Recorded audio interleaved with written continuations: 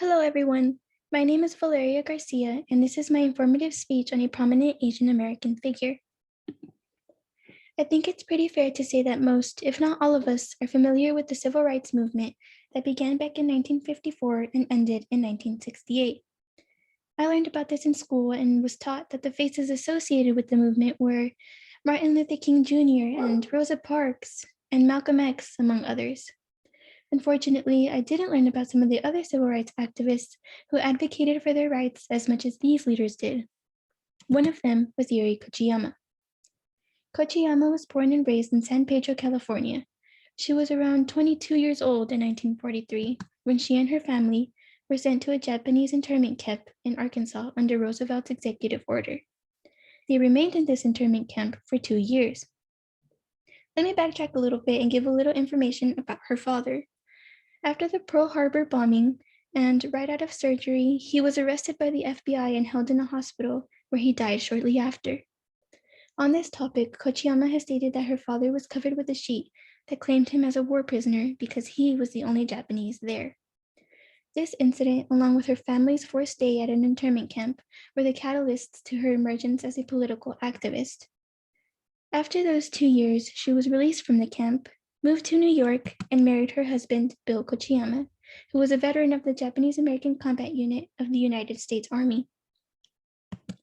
In the early 60s in Harlem, Yuri Kochiyama began to participate in movements such as the Asian American, Black, and Third World movements, fighting for civil rights, human rights, and ethnic studies, and against war in Vietnam. She met Malcolm X in 1963, and the two forged an alliance and became friends. She joined his organization for Afro-American Unity, creating a link in the civil rights movement between two different races that both faced racial injustice. Sadly, she later witnessed the death of her friend as Malcolm X was shot and killed while delivering a speech in 1965. Recognizing the social injustice and racism that many people were facing, Yuri Kochiyama invested her voice and time to fight for what she believed in, that being equality and justice for those who had become marginalized. Even though the civil rights movement has ended, and even that wasn't so long ago, the social injustice is still evident today. Racism is still evident today. We have victims of police brutality and general violence aimed at minorities.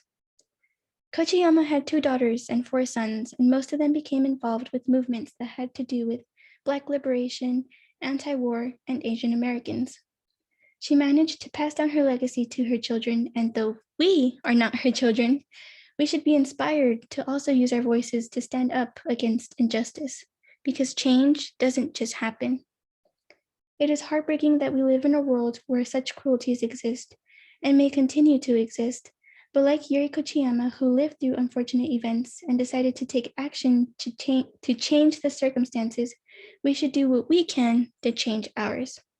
We should also leave our legacy behind with the message to keep fighting against what is wrong in hopes that one day all will be right. Thank you.